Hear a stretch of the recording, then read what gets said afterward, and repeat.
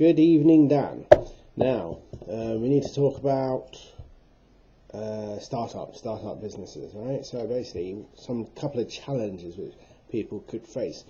Obviously, when you're, say for example, you're creating an e-commerce shop and you're selling product X, you need to make sure that that you can buy lots of it cheap and sell at a decent margin. But also, if you're starting up, you need to have a trading history as well. So how do you have a trading history if you're just starting up? That's a challenge. Obviously, if you're opening account forms, people ask for trading references, but you don't have any. So you have to. Sometimes you need to. You'd have to obviously negotiate some trading, some credit terms. Probably have to give a float for postage or whatever. Now, other challenges which can be faced are even if you have a great idea or you think of a great product and you sell, take packaging. That was my idea, and because we buy a lot of packaging for RMI, so I thought I'd sell some using value packaging. Now, the amount of time you to create a new business, especially when you got another job, it is quite phenomenal. You have to really sacrifice also planning. You need to think about your market, who you're going to sell the product to, make sure there is a market. Don't be scared if there's a lot of competition for a product or for a similar product, because that means if there's a lot of competition, it's a bit blurry, isn't it? If there's a lot of competition, then that means there is a market. If you have 50 competitors and you take 5% off all of them, then that's pretty good. So never be scared of a lot of competition. That's a challenge. That's really good. That means there is a market. But you must always study your market. You must make sure you do pricing. Get your pricing absolutely correct. And the only way you can do that, there's two ways of doing that. You can either work out how much it costs for you to buy, and then how much margin you need after all your costs. Now, you remember the advertising and everything else, and also all the cost to you and your wages and what you want to pay yourself. Very important. Remember all of that. But you need to analyze what your competitors are pricing at. You need to check, at least the top 10. You need to check the cheapest one. You need to check the expensive ones. You need to check you need to spend a lot of time on that. And absolutely, that should be the key. Knowing what your competitors are doing, how they're pricing it, what offers they're doing. Also, got to remember to do you get VAT registered or not? Now, if you get VAT registered, then that's pretty good. But you got to have it's a bit of flat because you got to do the VAT return. But it does mean that you can claim VAT back on things you buy. Now, if you don't get, if you're selling and you're not VAT registered, if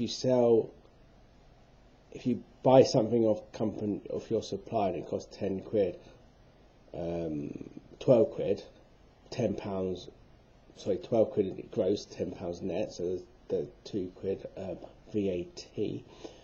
Obviously, you'll pass that back to your customer, so you're actually selling it for 12 quid, not 10. So if you're VAT registered, you think, oh yeah, that cost me a tenner because that's the net. But no, you're selling it for 12 quid. You've got to always bear in mind the VAT when you sell stuff, right? Always bear in mind, obviously. So and that, if you forget to factor your VAT into your what you charge, then you're eroding 20% basically, because you still have to pay the VAT. This is very blurry, isn't it? Anyway, now, so what else? So I've done 4 minutes. Value packaging. We had to make sure the design of the website was right. You have to get a good partner to do your website. It's very important. There's a lot of people out there who just take your money. So usually, best if you can get someone you know to do it and someone who will give you a good rate. Always, what I find starting a business, if you don't want your mates to do it per se, and like as in, you do me a favour, because they can only do it in their own time. But if your mates have done a website, have done their own e-commerce shop, for example, and they know someone who's done a good job on their website, then you always get recommendations. Personal recommendations are always best rather than just Googling. Personal recommendations, really go a long way, I think, especially when you're starting a business, because you want to make sure that you're in safe hands. And that's very important. Value packaging, on the value packaging side of things, yeah, I mean, now I'm selling some stuff, but I've been so busy on the RMI side of things, I haven't really been able to concentrate on the marketing. So basically, also another pitfall, because we're dealing with a lot of e-commerce clients, well, a lot more than we were anyway, and some of them are startups. We had a startup company who were selling nutritional supplements, for bodybuilders and stuff, and they were called Rise Up Nutrition. The guy built a nice e-commerce website, and that was built on a platform called Shopify, which is an e-commerce web platform. The site looks great, the product was great. He bought it in for $4,000, and that was the buying price, and it was retailing his stock. He bought $4,000 worth of stock, and then that stock he reckoned he could retail for a total of $6,000. So you're talking about 50% margin. But the guy launched his website in October, no sales for November, December. Why? He didn't have a marketing plan. He did no marketing.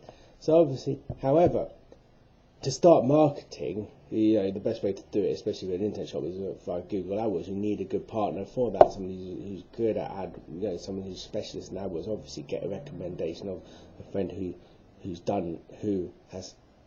can recommend a good company, or don't go for just a website company who can do a bit of SEO. Not really SEO now, there's a lot more other techniques, more specialist techniques. So it's always best to get a recommendation. Also, for the first few months, you can expect really not to make much money. You have to think about marketing, getting exposure to your product, getting people to buy it, getting known, writing blogs for your website, very, very important nowadays apparently. We try to do some. I got Mr. Jones on the blog, but we're getting there. I might actually do some video blogs, not with this camera, video, far too blurry, but we'll do that. I was thinking about doing a question and answer session with Mr. Jones and Rob, but anyway, let me digress. What else can I think of? Probably that's about it, but there's probably lots of other things I've forgotten. That's it. If I think of anything else, I'll write you an email, and pass my love to Nikki, Edith and Dottie. Take care, bye.